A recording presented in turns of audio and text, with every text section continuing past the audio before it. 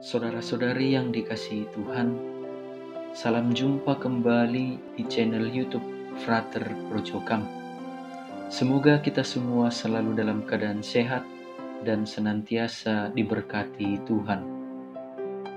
Pada kesempatan ini kita akan mendengarkan renungan untuk hari Minggu tanggal 25 September tahun 2022. Saudara-saudari yang dikasihi Tuhan, bacaan Injil yang kita dengar hari ini menceritakan satu perumpamaan tentang orang kaya dan Lazarus yang miskin.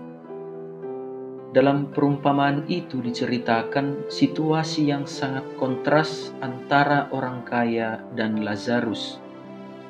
Dikatakan bahwa orang kaya itu setiap hari bersukaria dalam kemewahan, sedangkan Lazarus sangat menderita karena sakit buruknya dan setiap hari dia kelaparan.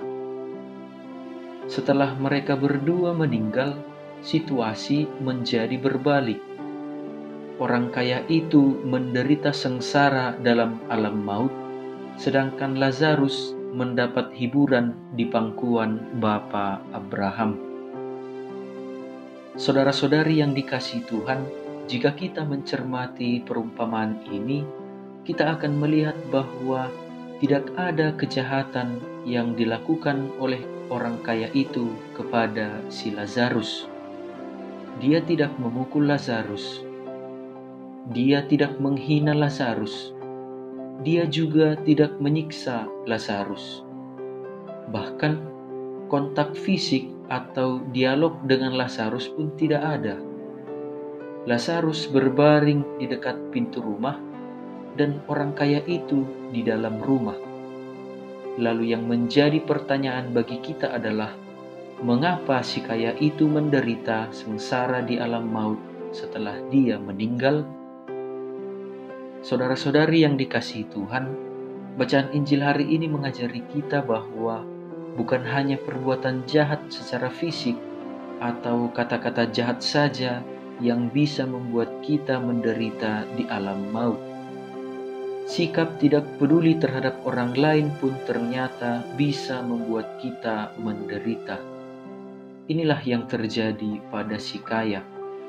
Dia memang tidak berbuat jahat kepada si Lazarus secara fisik ataupun kata-kata, namun sikapnya yang tidak peduli pada keadaan si Lazaruslah yang membuat dia menderita. Orang kaya itu hidup dalam kemewahan, namun dia tidak mau menolong si Lazarus dengan memberi makan dan mengobati penyakitnya. Tentu harta kekayaannya tidak langsung habis hanya karena memberi makan dan mengobati Lazarus. Namun, yang terjadi adalah si kaya itu tidak peduli. Si kaya telah menyia-nyiakan kesempatan untuk berbuat baik kepada sesama manusia. Inilah yang membuat dia menderita di alam maut. Saudara-saudari yang dikasihi Tuhan, dalam kehidupan kita setiap hari mungkin kita pernah bersikap tidak peduli terhadap orang lain. Dalam pikiran kita adalah, yang penting engkau tidak mengganggu aku dan aku tidak mengganggu engkau. Satu sisi memang sikap seperti ini perlu karena tidak baik juga ketika kita terlalu mengurusi hidup orang lain.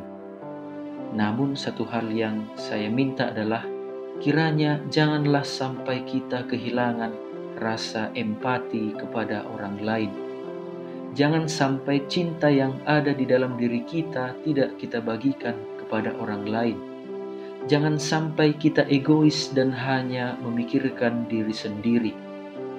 Pada kesempatan ini saya mengajak kita semua untuk tetap dan selalu berbuat baik. Jika ada kesempatan untuk berbuat baik, lakukanlah. Tidak perlu melakukan hal-hal hebat.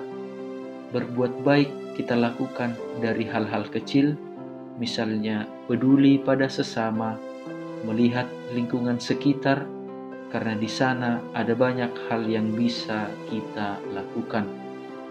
Kita bisa menjadi alat Allah untuk menjawab doa-doa, orang yang membutuhkan pertolongan.